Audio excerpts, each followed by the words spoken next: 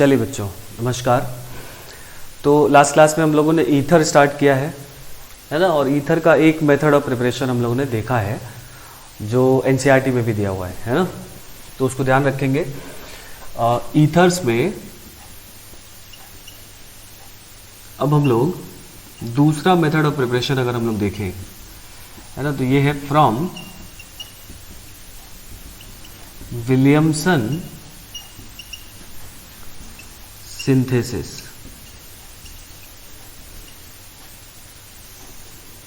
ठीक है, from Williamson synthesis. देखो, विलियमसन सिंथेसिस बहुत सिंपल सा है। SN2 प्रोसेस से ईथर बनाते हैं हम लोग।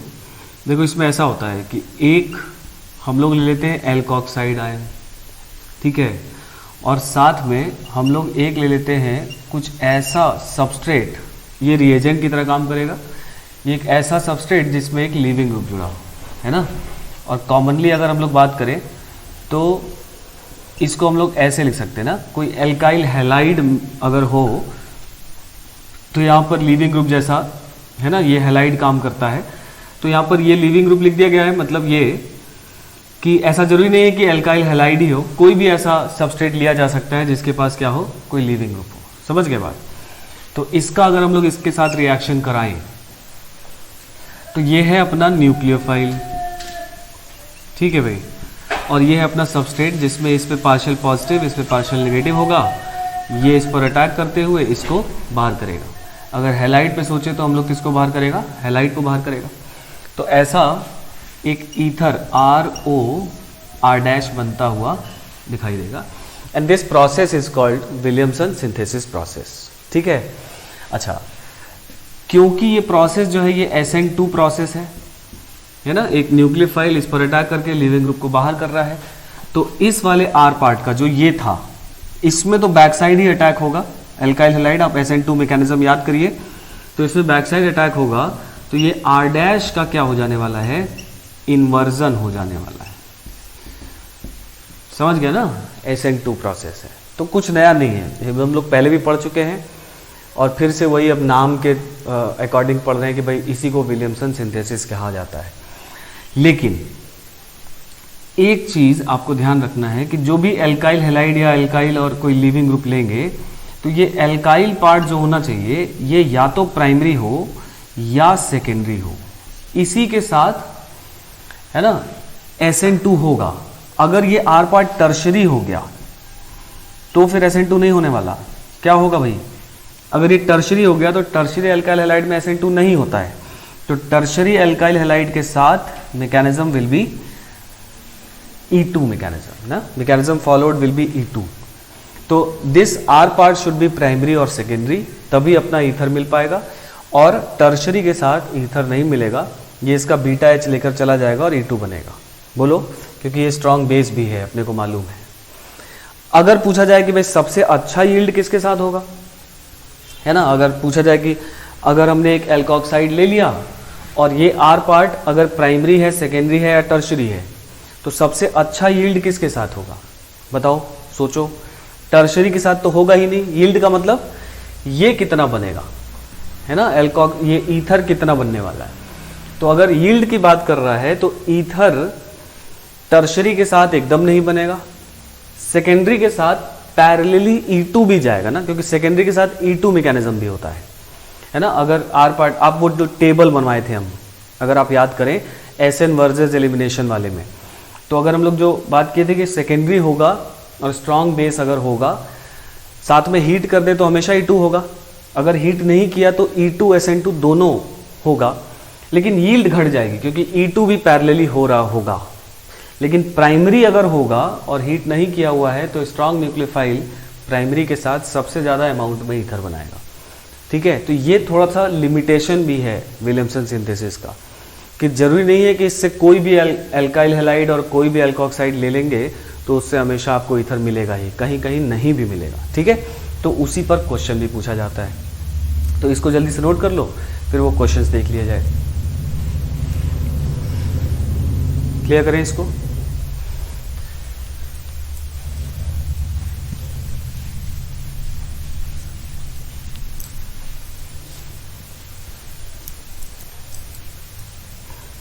देखो क्वेश्चन है, प्रिपेयर द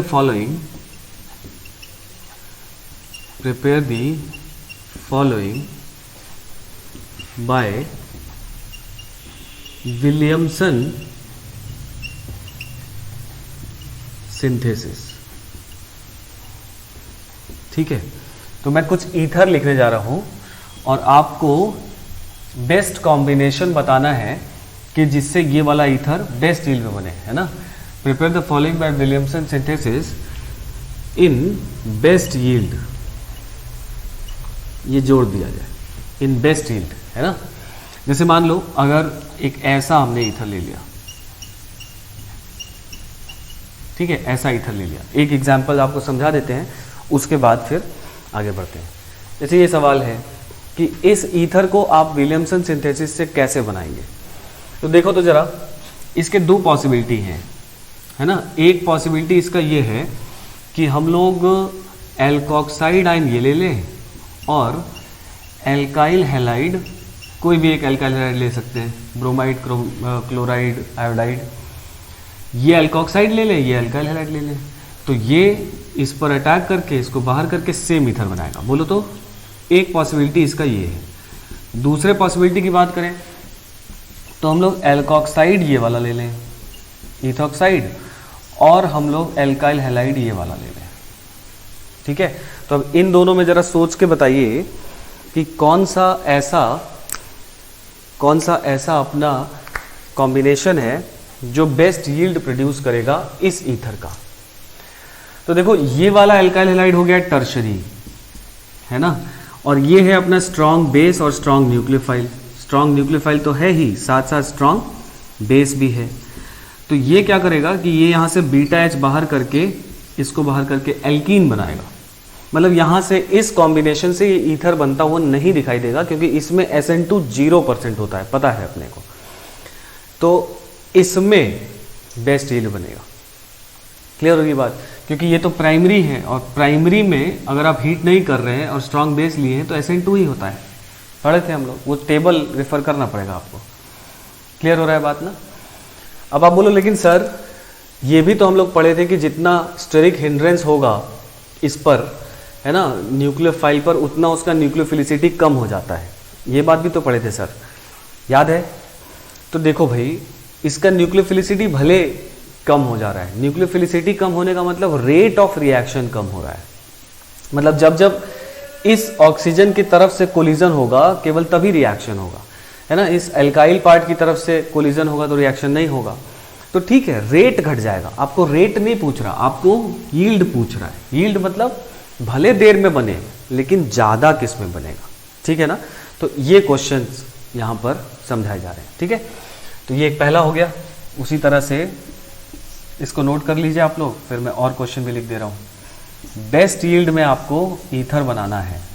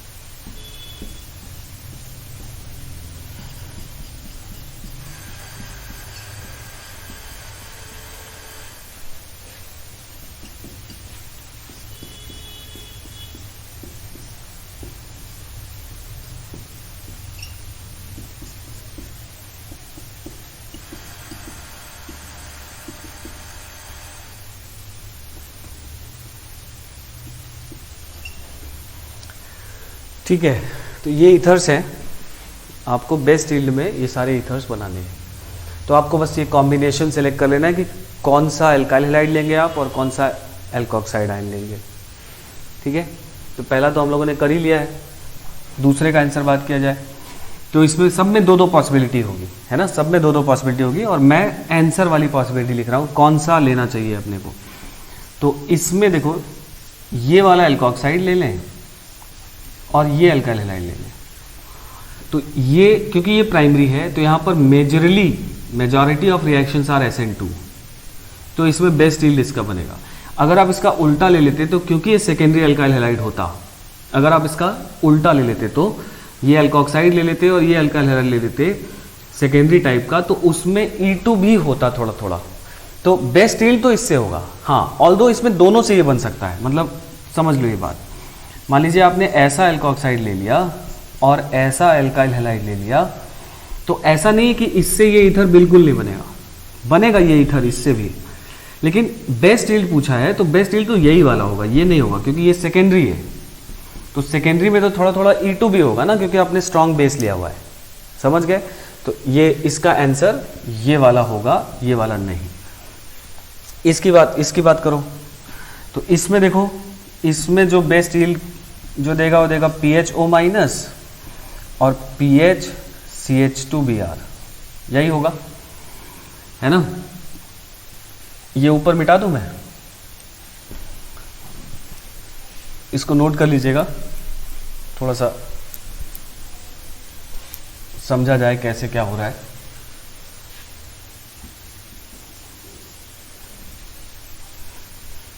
देखो इसमें अगर आप ये ले लेते PHCH2O माइनस और PHBr, मान लो ऐसा ले लेते, तो ये तो एराइल हैलाइड हो गया ना। एराइल हैलाइड में नॉर्मल SN2 नहीं होता, पता है ना, या तो NaNH2 के साथ होगा, या अगर इसमें कोई इलेक्ट्रॉन विड्रॉइंग ग्रुप लगा होता तो ArSN2 होता। तो ये रिएक्शन नहीं हो सकता, इसलिए इसमें तो एक ही पॉसिबिलिटी ही है जिससे ये बन सकता है और वही बेस्ट यील्ड बोला जाएगा। इसकी बात करें तो इधर का सेकेंडरी है, ये टर्शरी है, तो इसमें मेरे हिसाब से एल्कोक्साइड अपने को ये ले लेना चाहिए और एल्काइल हैलाइड ये ले लेना चाहिए। तो यहाँ पर है ना, थोड़ा ही सही, लेकिन इससे ये बनेगा, माइनर ही सही, क्योंकि ये बल्कियर है और ये सेकेंडरी है, तो यहाँ पे मेजर तो E2 जाने वाला है, पढ़े थे हम लोग ये बात, है ना। आप देखो याद नहीं रखोगे वो वाला टेबल तो यहाँ पे दिक्कत होगी आपको। है बहुत आसान सा मेथड, लेकिन हम लोग एक पीछे इसका जो बैकग्राउंड है पूरा, जो स्कूल ऑफ थॉट से ये आ रहा है, ये हम लोग पहले ही पढ़ चुके हैं, ठीक है। तो इस वजह से अगर वो आप ध्यान नहीं रखोगे तो यहाँ फंसेंगे आप, है ना, यहाँ पर आपको दिक्कत होगी। या जिनको भी दिक्कत हो रही है तो उसका सीधा सा मतलब आप ये समझिए कि वो टेबल आपको अभी रिवाइज कर लेना चाहिए, तब ये वीडियो आगे देखना चाहिए, ठीक है। तो इधर से गया, है ना, इससे ये बनेगा। अगर इसका उल्टा ले लोगे सेकेंडरी एल्कोक्साइड और टर्शरी, तो टर्शरी में तो बिल्कुल भी SN2 नहीं होगा, तो इसका उल्टा में तो बिल्कुल भी नहीं बनेगा। तो बेस्ट यील्ड में पूछ रहा है तो बेस्ट यील्ड में यही पॉसिबिलिटी है, ठीक है। इसकी बात किया जाए तो अच्छा, इसमें देखो इधर लिख लिया है सबने ना, इसको मैं क्लियर कर रहा हूँ। हाँ,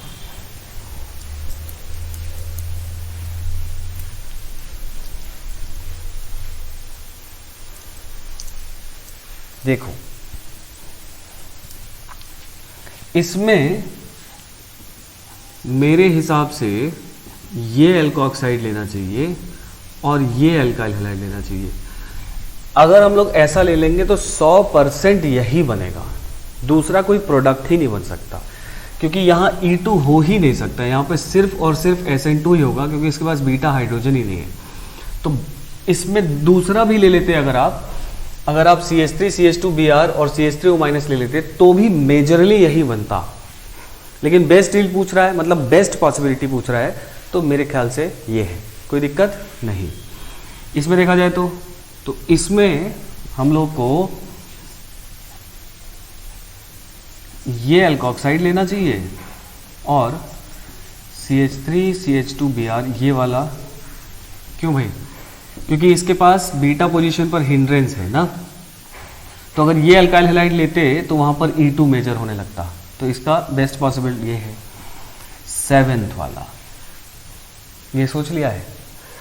इसमें इधर भी टर्शरी है, इधर भी टर्शरी है, तो इसमें आप ज़्यादा से ज़्यादा क्या कर सकते हो, इसमें आप एक ये एल्कोक्साइड और एक इसको ब्रोमाइड ऐसा ले सकते हो, तो इसमें तो रिएक्शन ही नहीं होगा, मतलब E2 होने लगेगा ना, यहाँ पर E2 मेजर हो जाएगा, SN2 नहीं होगा। क्यों भाई? SN2 यहाँ पर नहीं होगा, E2 होगा। तो ये वाला आप विलियमसन सिंथेसिस से बना ही नहीं सकते हैं। सिमिलरली आप ये भी विलियमसन सिंथेसिस से नहीं बना सकते। क्यों नहीं बना सकते? क्योंकि इसमें भी आपको एक मजबूरन ये लेना पड़ेगा और दूसरा आपको ये लेना पड़ेगा। तो जब इसका अटैक इस पे SN2 होता ही नहीं है, तो ये भी नहीं बना सकते। तो ऐसा ज़रूरी नहीं है कि आप विलियमसन सिंथेसिस से सारा ईथर बना पाएँ, है ना। बहुत सारे ऐसे भी ईथर्स हैं जो विलियमसन सिंथेसिस से नहीं बन सकते। तो ये भी पूछ सकता है, क्वेश्चन में पूछा जाता ही है कि which of the following ethers can not be form by Williamson synthesis. तो आपको ऐसे एग्जाम्पल्स उठाने होंगे। जैसे 9th वाला देखा जाए तो 9th वाले में भी इधर तो OPH है, मान लो आपने ऐसा ले लिया PHO- और आपने एल्काइल हैलाइड ऐसा ले लिया, तो यहाँ पर भी SN2 नहीं हो सकता है क्योंकि ब्रिजहेड पर है और ब्रिजहेड पर SN2 में ब्रिजहेड पर sp2 हाइब्रिडाइजेशन होता है ना, तो sp2 तो आ ही नहीं सकता ब्रिजहेड पर। तो इसका मतलब ये भी पॉसिबल नहीं है। अगर आप इसका उल्टा ले लेंगे तो एराइल हैलाइड हो जाएगा, ये एल्कोक्साइड ले लेंगे तो ये एराइल हैलाइड हो जाएगा, तो भी नहीं हो सकता है। तो ये भी आप नहीं बना सकते हो। सिमिलरली आप ये भी नहीं बना सकते हो, है ना। 10th वाले की बात की जाए, हाँ इधर लिख लो, पहले 10th वाला समझाते हैं।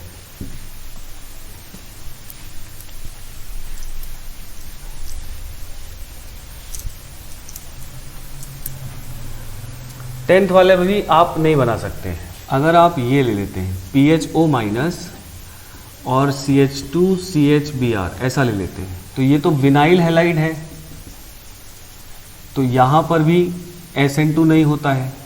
और अगर आप ऐसा ले लेते हैं PHCHO- और PHBr, तो ये एराइल हैलाइड है, यहाँ पर भी SN2 नहीं हो सकता। तो आप ये भी नहीं बना सकते, ये भी नहीं बना सकते, ये भी नहीं बना सकते और ये भी नहीं बना सकते। समझ में आ गई बात ना।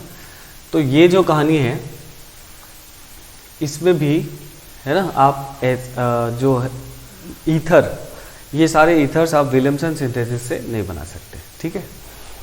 तो ये एक छोटा सा मेथड है जो कि कंप्लीटली बेस्ड है उस टेबल पर ना, SN2 वर्सेस एलिमिनेशन वाले टेबल पर। तो अगर आपको वो क्लियर है तो यहाँ कोई दिक्कत नहीं होगी। चलो आगे बढ़ लिया जाए। एक मेथड और है, लिखो तीसरा, फ्रॉम एल्कोक्सीमर्कुरेशन,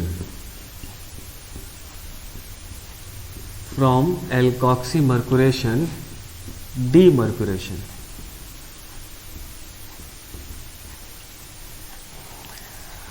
एल्कीन्स में हम लोग एक प्रोसेस पढ़े थे हाइड्रेशन का, ऑक्सीमर्कुरेशन डीमर्कुरेशन। तो ऑक्सीमर्कुरेशन डीमर्कुरेशन में हम लोग वाटर जोड़ते थे। एल्कोक्सीमर्कुरेशन में हम लोग क्या जोड़ देंगे? अल्कोहल जोड़ देंगे। देखो कैसे। जैसे मान लीजिए अगर हम लोगों ने CH3 CH double bond CH2 ऐसा ले लिया, और इसमें हम लोग फर्स्ट स्टेप में क्या किए, हम लोगों ने ले लिया HgOAC होल ट्वाइस और ले लिया H2O इन THF, याद है। और दूसरे स्टेप में हम लोग NaBH4 इन बेसिक मीडियम ले लेते थे, ठीक है। तो यहाँ क्या होता था, मार्कोनिकॉफ एडिशन से यहाँ पर H आता था इससे, और इस वाटर से यहाँ पर OH आता था, याद है। तो ये हम लोग अल्कोहल बना लेते थे, CH3CH यहाँ OH और यहाँ पर CH2H, है ना। मार्कोनिकॉफ एडिशन से स्टीरियोकेमिस्ट्री डिफाइन नहीं होती थी क्योंकि सेकेंड स्टेप में रिएक्शन जो है वो फ्री रेडिकल मैकेनिज्म से जाता है ना। अब इसी एल्कीन के साथ अगर हम लोग एल्कोक्सीमर्कुरेशन डीमर्कुरेशन कराएंगे तो हम लोग एक स्लाइड चेंज कर देंगे रिएजेंट में, HgOAC होल ट्वाइस, और हम लोग यहाँ ले लेंगे ROH इन THF, अल्कोहल ले लेंगे इंस्टेड ऑफ वाटर, और बाकी सब कुछ हम लोग क्या रखेंगे, एग्जैक्टली सेम, NaBH4 इन OH माइनस। तो यहाँ पर भी मार्कोनिकॉफ एडिशन से इस बार यहाँ OH न जुड़कर, क्योंकि यहाँ पर ROH है तो यहाँ पर OR जुड़ेगा और इधर तो H ही जुड़ेगा यहाँ से, तो यहाँ पर आ जाएगा OR और यहाँ पर आ जाएगा CH2H और ये RO और इधर भी R पार्ट है तो ये अपना बन गया है ईथर। आया समझ में बात? तो एक तो वही मेथड है, नोट कर लीजिए जल्दी से।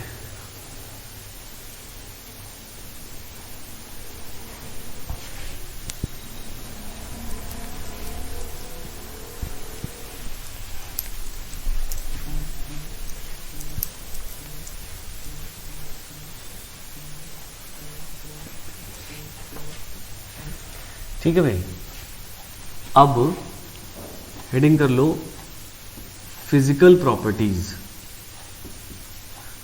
Of ethers.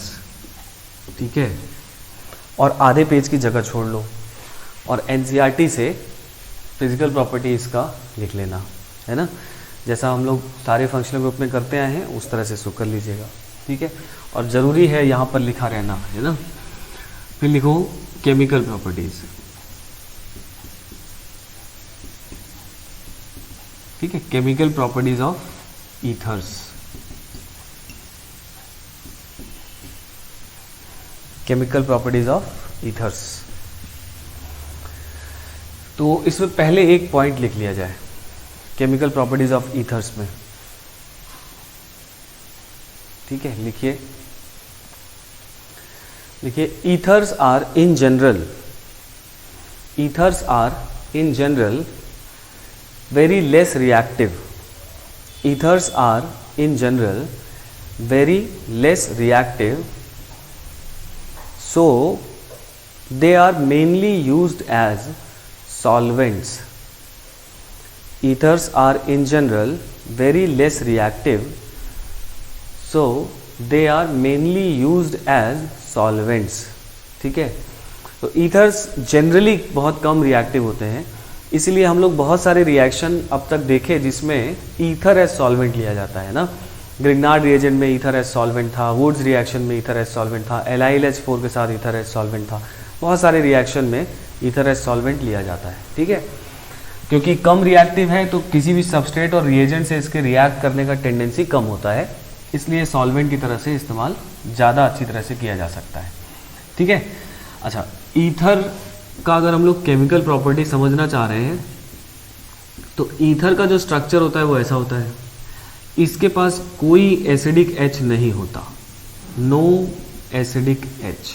ठीक है, और क्योंकि इसके पास लोन पेयर है तो ये मेजरली एक लुईस बेस की तरह एक्ट करता है। ठीक है, तो अगर हम लोग पहला प्रॉपर्टी इसकी बात करें, as Lewis base, ethers as Lewis base, है ना। तो कोई भी अपना अगर हम लोग ईथर ले लें और ये लुईस बेस है और इसका अगर हम लोग रिएक्शन किसी लुईस एसिड के साथ करा दें, जैसे AlCl3 के साथ करा दें, ये लुईस बेस हो गया, तो होगा क्या, इसके पास वेकेंट p ऑर्बिटल है, इसके पास लोन पेयर है ना, ROR यहाँ प्लस और यहाँ AlCl3 माइनस, है ना। ऐसा एक एडक्ट बन जाएगा ना, addition product Lewis acid Lewis base का। सिमिलरली अगर इसका रिएक्शन हम लोग BF3 के साथ करा दें, ये भी एक लुईस एसिड है, तो सेम रिएक्शन इसके साथ भी होगा और यहाँ पर भी ROR, इस पर प्लस चार्ज और BF3 माइनस, ऐसा एक एडक्ट बन जाएगा। तो अगर कोई लुईस एसिड के साथ इसका रिएक्शन करा रहे हैं तो एडक्ट बन जाएगा। ठीक है, नोट कर लीजिए।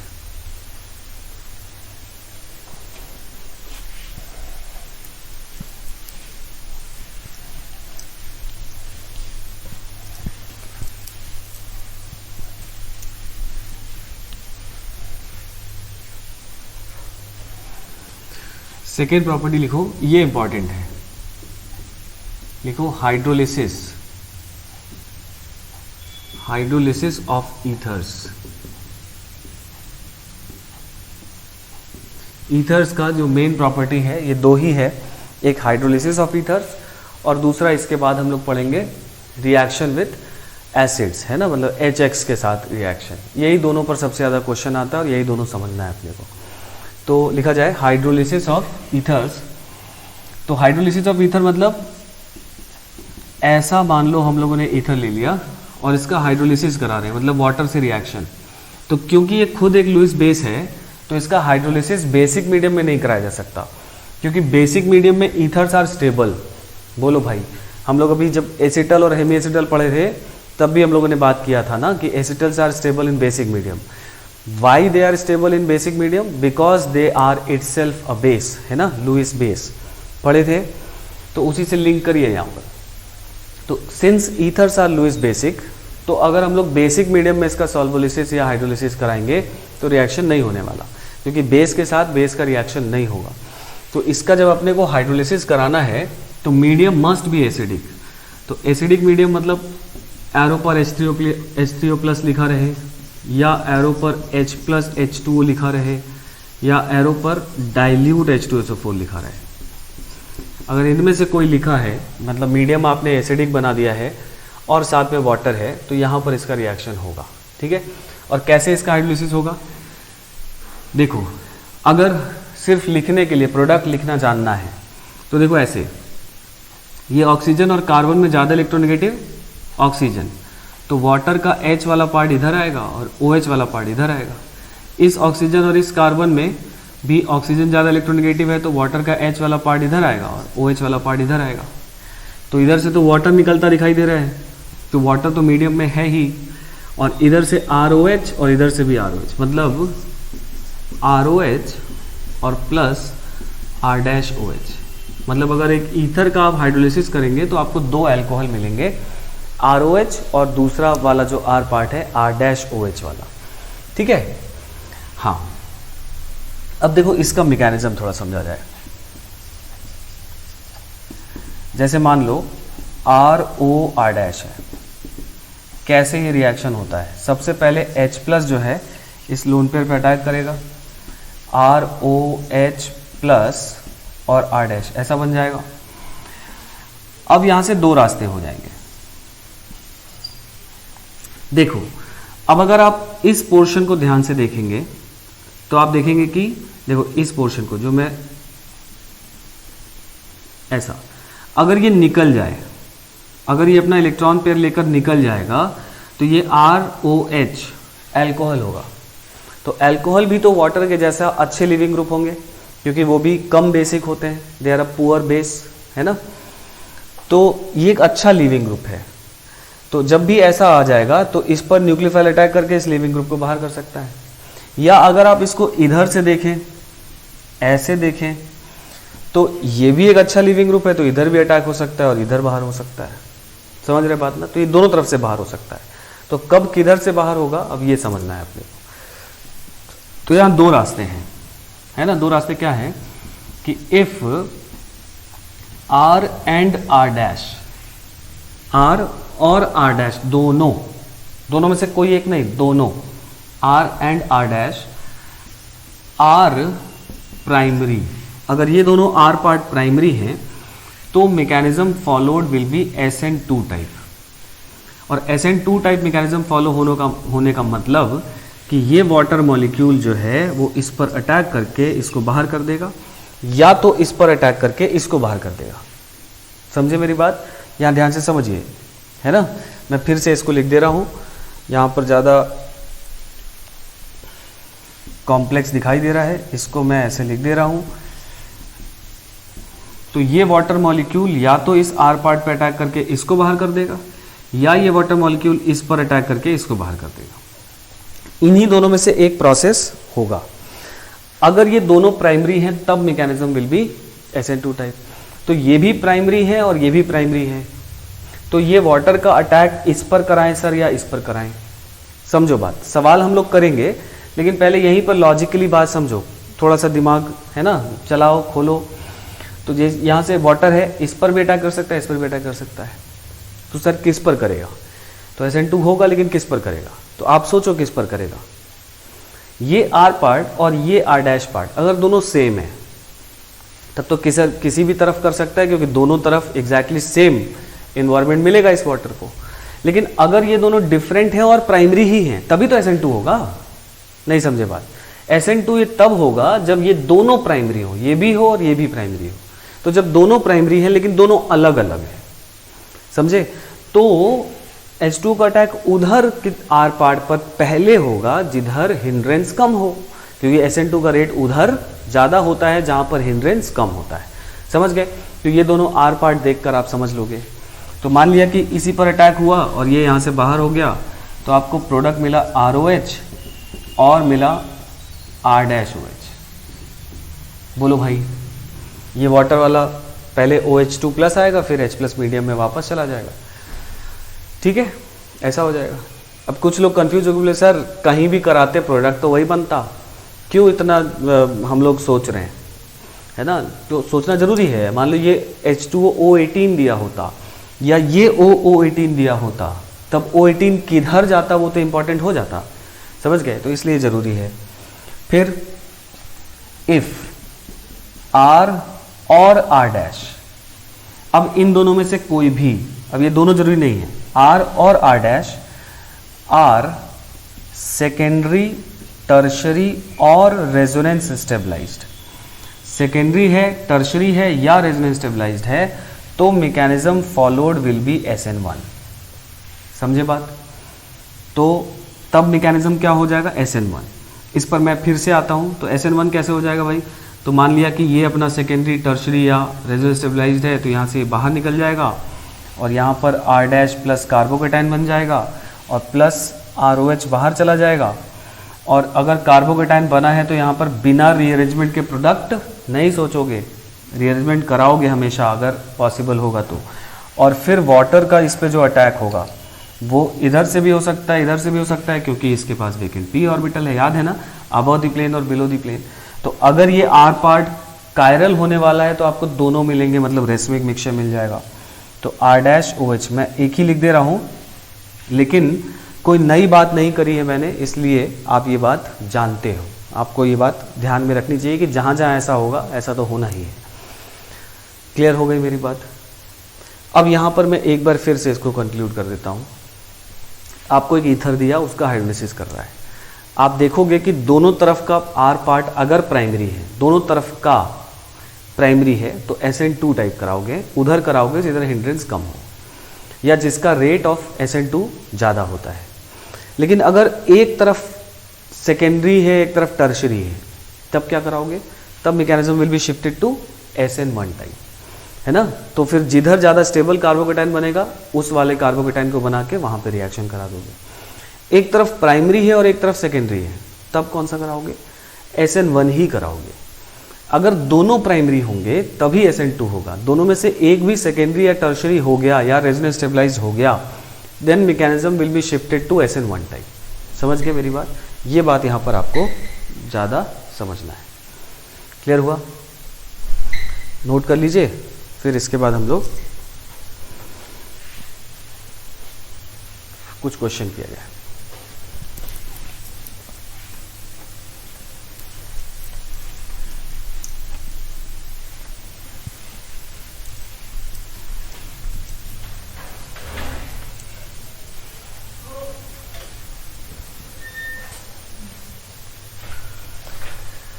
ठीक है, देखो क्वेश्चन, राइट प्रोडक्ट्स।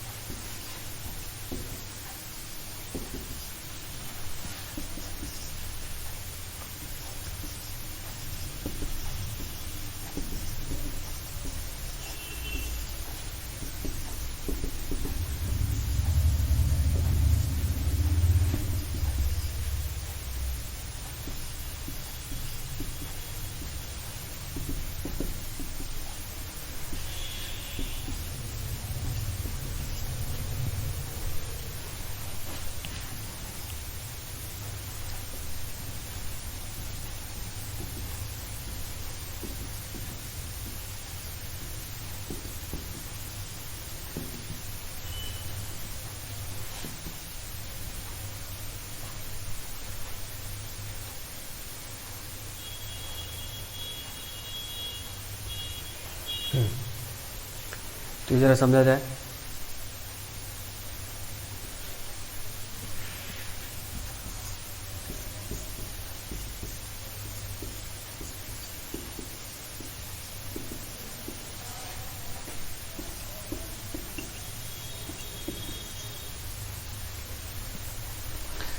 इसका मेजर प्रोडक्ट लिख डालिए।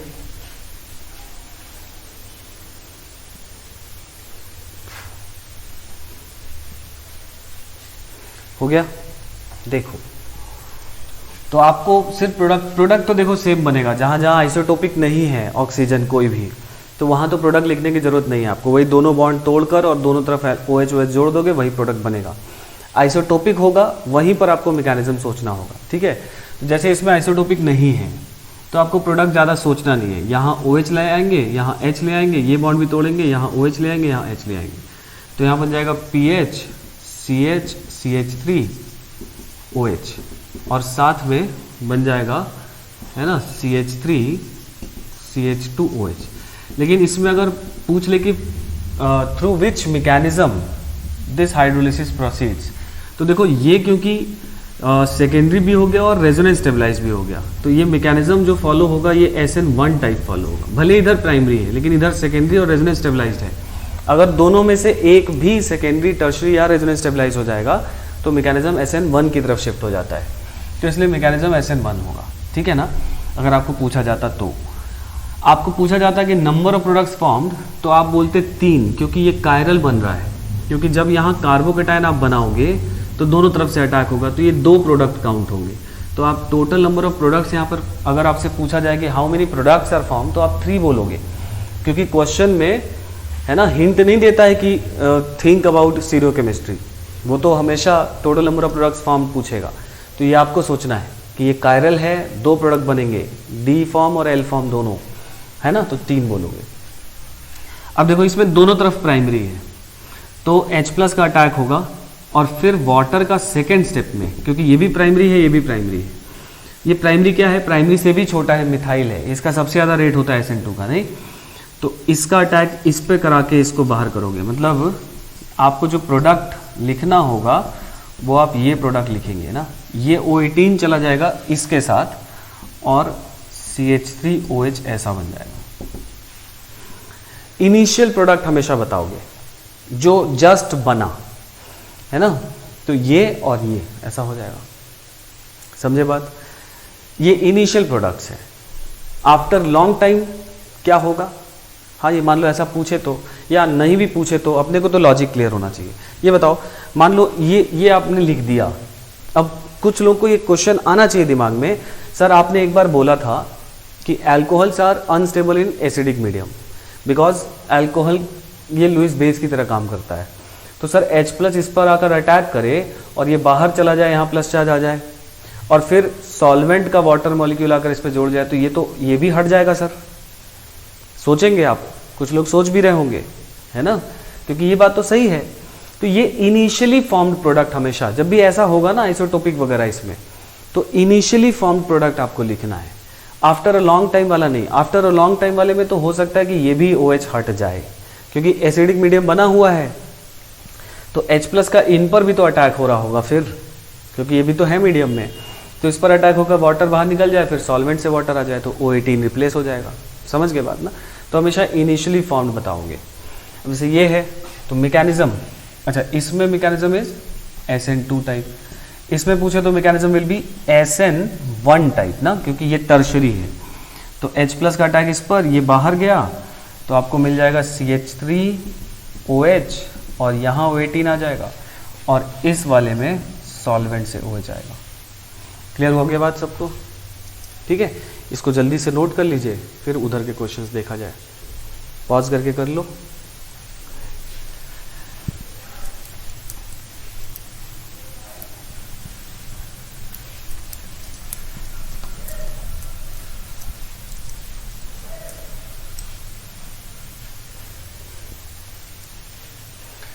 इसमें इधर कार्बोकेटाइन बनेगा तो रेजोनेंस स्टेबलाइज्ड बनेगा, इधर मिथाइल है प्राइमरी से भी छोटा, तो H+ का इस पे अटैक, तो कार्बोकेटाइन बना दोगे, mechanism will B SN1 type, तो इसका प्रोडक्ट फॉर्म विल बी, यहाँ लिख रहा हूँ मैं, PH CH2OH और O18, क्या, क्योंकि सॉल्वेंट वाला O18 लिया हुआ है, और साथ में CH3OH लिखोगे, ये इनिशियली फॉर्म प्रोडक्ट लिख देंगे हम लोग। ठीक है, क्योंकि ये आइसोटोपिक नहीं, ये O16 वाला इसके साथ आया है, तो इनिशियली फॉर्म यही बनेगा। ठीक है, फिफ्थ वाला देखो, इधर सेकेंडरी है और इधर प्राइमरी है, तो mechanism will B SN1 type. तो H+ का इस पर अटैक होगा, यहाँ कार्बोकेटाइन बनेगा। कुछ लोगों ने जल्दीबाजी में यही OH जोड़ दिया होगा, उनका गलत हो गया होगा, ठीक है। क्योंकि ये कार्बोकेटाइन बना है, रिंग एक्सपेंशन होगा, फिर हाइड्राइड शिफ्ट होगा, तो इसमें जो फाइनल प्रोडक्ट आप लिखोगे वो ये वाला लिखोगे, है ना। क्योंकि रिंग एक्सपेंशन और फिर हाइड्राइड शिफ्ट वो कहाँ जाएगा, क्योंकि बिना रीअरेंजमेंट के यहाँ पर आप प्रोडक्ट नहीं लिखते, ठीक है। अगर कार्बोकेटाइन बन गया तो वो लॉजिक सेम है। तो जिन लोगों ने यहीं पर OH जोड़ दिया है वो गलत हो जाएगा, और पहले ही ऑप्शन वो दिखेगा आपको। बढ़ा जाए आगे, चलिए इसको मैं मिटा रहा हूँ, है।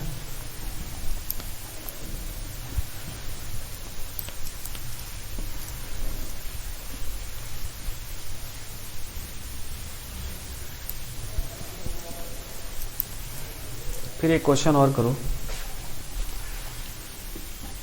राइट mechanisms for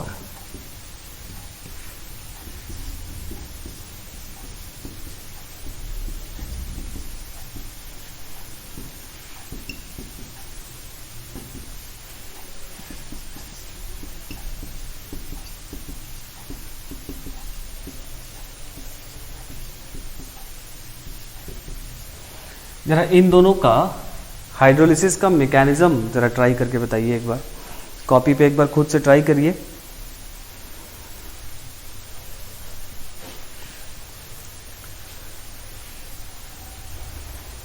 हो गया भी, देखो। अच्छा, एज अ फंक्शनल ग्रुप पूछ लिया जाए कि ये कौन सा फंक्शनल ग्रुप है, तो क्या बोलोगे? एक कार्बन पर एक OR, एक OR, तो एक कार्बन पे 2 OR, और इस तरफ भी मिथाइल और इस तरफ भी मिथाइल, मतलब कि कीटल है ये। बोलो तो कॉमनली बोला जाए तो एसिटल, है ना। लेकिन अगर स्पेसिफिकली पूछ रहा है कि कौन सा फंक्शनल ग्रुप है, तो क्या रिपोर्ट करोगे? कीटल, क्योंकि एक कार्बन पे 2 OR, तो हेमी नहीं होगा, और इन दोनों तरफ R पार्ट है, तो मतलब कीटोन से बना है, तो कीटल। तो इसका एसिडिक मीडियम में हाइड्रोलिसिस हम लोग ने बात की थी कि acetals and ketals, hemi acetals and acetals are unstable in acidic medium and they revert back to corresponding aldehydes और ketones from which they are form. पढ़े थे, तो वही है, एसिडिक मीडियम में इसका हाइड्रोलिसिस कर देंगे तो क्या बनेगा।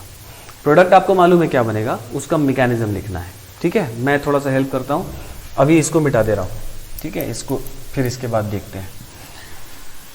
तो देखो, पहले H+ करेगा इस पर अटैक या इस पर अटैक, ये दोनों R पार्ट अगर अलग भी होता तो भी दोनों में से किसी पर हो सकता था, है ना, क्योंकि इस लुईस बेस और इस लुईस बेस पे बहुत बड़ा अंतर नहीं है। तो ऐसा हो गया ना, यहाँ H, यहाँ प्लस चार्ज आ गया, यहाँ OET आ गया। ये एक अच्छा लिविंग ग्रुप दिखाई दे रहा है। इसका लोन पेयर यहाँ पर असिस्ट करते हुए इसको बाहर करेगा, ये बात हम लोग पहले भी देख चुके हैं। तो यहाँ पर OET+ ऐसा हो जाएगा, जिसका एक रेजोनेटिंग स्ट्रक्चर OET+ ऐसा भी होगा। सेकेंड स्टेप में फिर वाटर, क्योंकि एक्सेस में है तो वाटर इस पर अटैक कर जाएगा। अब ये कन्वर्ट हो गया है हेमी कीटल में, क्या, दिस इज हेमी कीटल, कोई दिक्कत। फिर H+ मीडियम एसिडिक है, इस पर भी अटैक हो सकता है और इस पर भी हो सकता है। तो ये तो रिवर्सिबल प्रोसेस होता है, हम लोग पहले भी पढ़े हैं, है ना। जब एल्डिहाइड कीटोन से जब हम लोग ये बनाए थे, या उल्टा चलो तो रिवर्सिबल तो होता ही है। तो अगर H+ का अटैक इस पर हुआ तो वापस यहाँ आ जाओगे, कोई बात नहीं, फिर आ जाएगा यहाँ पर, क्योंकि वाटर एक्सेस में है। और H+ अगर इस पर भी अटैक कर गया, है ना, तो ये एक अच्छा लिविंग ग्रुप बन जाएगा, ये बाहर जाएगा, ये बैक बॉन्डिंग से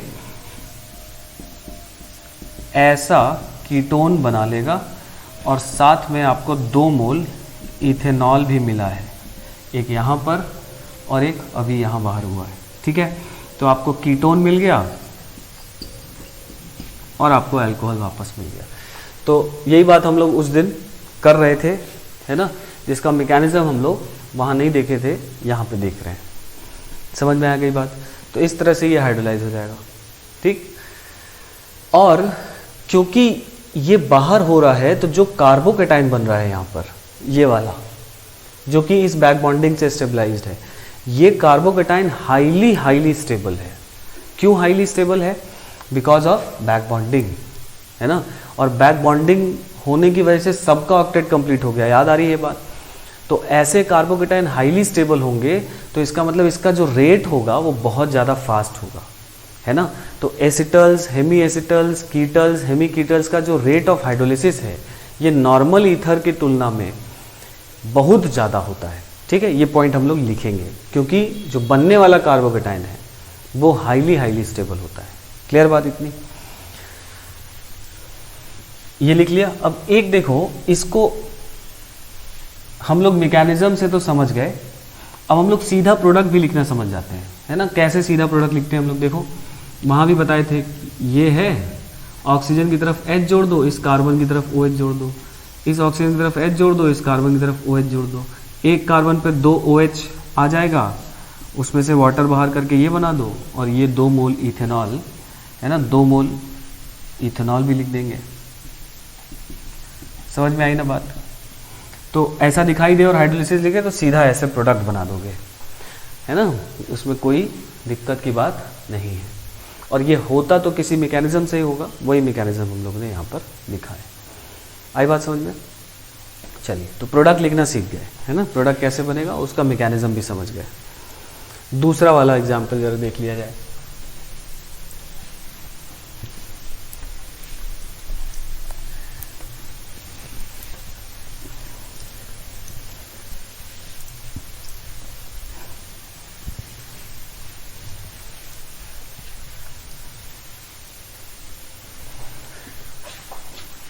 दूसरा जो था हम लोगों ने लिया था वो था क्या, PHO CH double bond CH2। इसको बोलेंगे हम लोग विनाइल ईथर, है ना। इधर फिनाइल है, इधर विनाइल है, तो वैसे तो इसका नाम हो गया फिनाइल विनाइल ईथर, लेकिन इधर कोई भी आर पार्ट होता उससे फर्क नहीं पड़ता। ये O डायरेक्टली इससे जुड़ा है ना, इसको विनाइल ईथर बोलते हैं। और इसका जब आप हाइड्रोलिसिस करेंगे, है ना, तो सबसे पहले देखो, अब यहाँ पर ये जो ऑक्सीजन का लोन पेयर है ये रेजोनेंस में है, तो इस कार्बन पे भी पार्शियल नेगेटिव है, इस पे पार्शियल पॉजिटिव है। तो विनाइल ईथर में ऑक्सीजन का लोन पेयर रेजोनेंस में होता है, तो चूंकि ये रेजोनेंस में है तो इस कार्बन पर पार्शियल नेगेटिव होगा। बोलो, तो कार्बन पे नेगेटिव और ऑक्सीजन पर लोन पेयर, सुनो ध्यान से, कार्बन पे नेगेटिव एंड ऑक्सीजन पे लोन पेयर, दोनों में से ज्यादा बेसिक कौन होता है? ऐसा जरा सोचो, एक बार दिमाग लगाओ। कार्बन पे नेगेटिव, क्योंकि ग्रिग्नार्ड रिएजेंट पे कार्बन पे नेगेटिव होता है, one of the strongest base होता है। याद आ रही है बात, समझ में आ रही है? तो इस पे उतना नेगेटिव नहीं है जितना ग्रिग्नार्ड पर होता है, क्योंकि रेजोनेंस से आ रहा है। बट इन दोनों का अगर तुलना किया जाए तो इस पे पार्शियल पॉजिटिव होगा और इस पे पार्शियल नेगेटिव होगा, तो this site is more basic, है ना, क्योंकि इस पे पार्शियल नेगेटिव पोलराइजेशन है।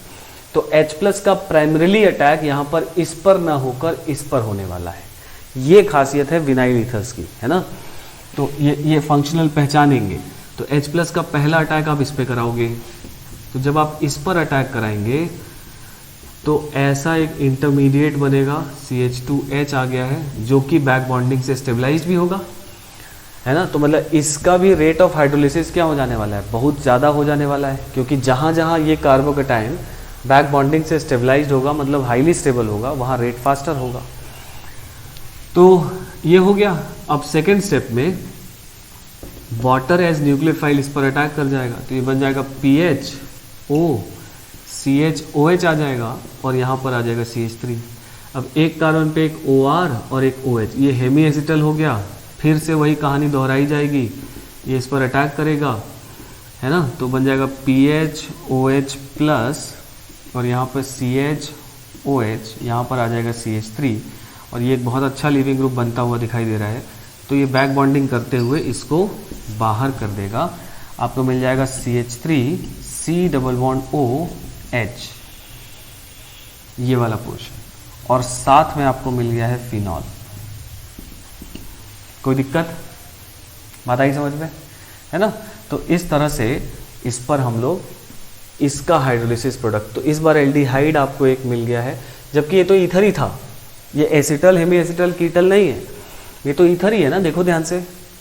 तो विनाइल ईथर के हाइड्रोलिसिस से आपको एल्डिहाइड या कीटोन मिलने वाला है, ठीक है। याद नहीं करना है, आप प्रोडक्ट लिखना हम सिखा देंगे अभी। समझ गए? एक बात और यहाँ पर कन्फ्यूज़न अगर आपको हो कि सर सेकेंड स्टेप में H+ का अटैक आप इस पे करा दिए, सर ये लोन पेयर ऑक्सीजन का बेंजीन में भी तो डीलोकलाइज्ड है, तो बेंजीन के कार्बन पे नेगेटिव चार्ज होगा। जैसे आपने बताया कि यहाँ पर नेगेटिव चार्ज है, वैसे ही यहाँ पर भी तो हम लोग सोच सकते हैं कि सर ये लोन पेयर जो है वो बेंजीन में डीलोकलाइज्ड है, तो बेंजीन के कार्बन पे नेगेटिव चार्ज होगा, तो उस पर H+ जाके क्यों नहीं अटैक करता? वो इसलिए नहीं करता क्योंकि अगर उस पर अटैक करेगा तो बेंजीन की एरोमेटिसिटी खत्म हो जाएगी, जो बेंजीन होने नहीं देगा। तो इसलिए इस बार H+ का अटैक इसी ऑक्सीजन पर होगा, चाहे जो हो जाए, ठीक है, भले कम रेट से हो, लेकिन होगा इसी पर, क्योंकि बेंजीन पर अगर हो गया तो बेंजीन की एरोमेटिसिटी लॉस हो जाएगी, तो molecule he in general come stable हो जाएगा, ठीक है, इसलिए वहाँ अटैक नहीं होगा। समझ में आई बात?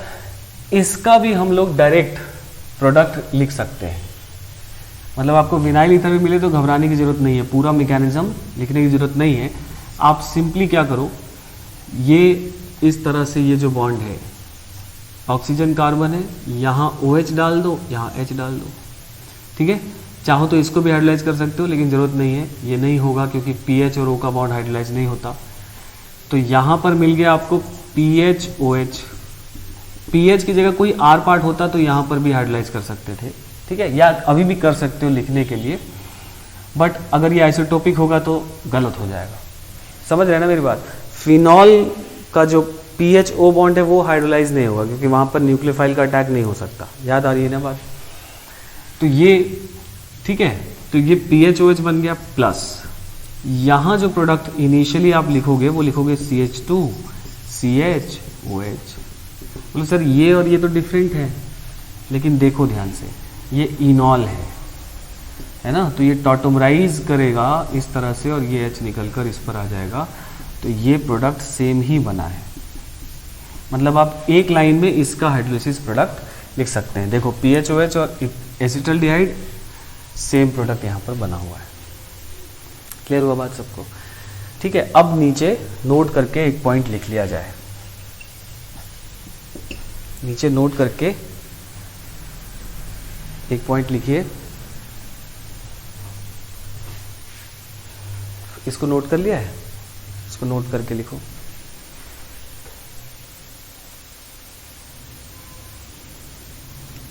बोले लिखिए, rate of hydrolysis of acetals, hemiacetals, acetal hemiacetal जब मैं बोल रहा हूं तो कीटल विटल सब इन्वॉल्व है ना। Rate of hydrolysis of acetals, hemiacetals and vinyl ethers are very high as compared to normal ethers, ठीक है। नॉर्मल ईथर की तुलना में इनका रेट ऑफ हाइड्रोलिसिस बहुत ज़्यादा होता है। कहने का मतलब ये है कि अगर किसी मॉलिक्यूल में दोनों हैं और हाइड्रोलिसिस लिखा हुआ है तो पहले हाइड्रोलिसिस आप इन्हीं फंक्शनल ग्रुप्स का कराएंगे, बाद में ईथर का कराएंगे, ठीक है। चलो, तो इसको नोट कर लिया जाए, एक दो क्वेश्चन लिख लिया जाए इस पे भी, कैसे प्रोडक्ट लिखना है।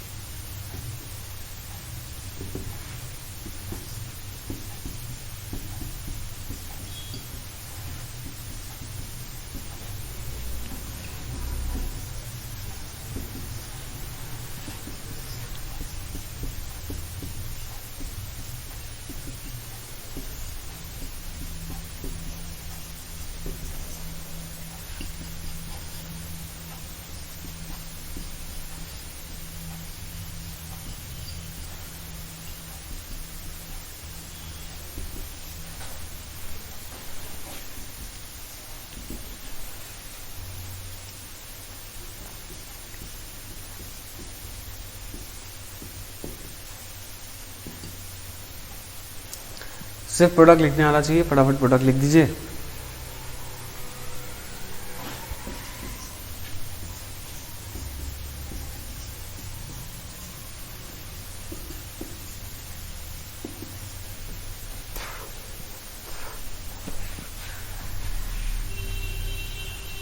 हो गया। तो देखो इसमें हम लोग क्या करेंगे, यहाँ H यहाँ OH, यहाँ H यहाँ OH, तो इस कार्बन पे 2H, सीधा अपने को अगर प्रोडक्ट लिखना है तो यहाँ कीटोन बना देंगे, 2 मोल इथेनॉल बना देंगे, कोई दिक्कत, बना दिए। इसमें देखो, इसमें ये कार्बन पे एक OH एक OR और एक तरफ R और एक तरफ H, तो ये हेमी एसिटल है, तो इसका भी रेट ऑफ हाइड्रोलिसिस ज़्यादा होगा। इसको बाहर करो, यहाँ H इस कार्बन पे OH, इसको बाहर करो, यहाँ H इस कार्बन पे OH, दिख रहा है सबको। तो ऐसा कुछ बनता मुझे दिखाई दे रहा है। आप चाहें तो, क्यों भाई ऐसा बनेगा ना, आप चाहें तो नंबरिंग करके देख सकते हैं। इसमें देखो ये कार्बन पे एक OR और एक OR, एक R पार्ट पीछे और एक H, नहीं तो ये एसिटल हो गया। तो ये H यहाँ OH, यहाँ भी बाहर करो, यहाँ H और यहाँ एक और OH, तो ये बनते मुझे दिखाई दे रहा है।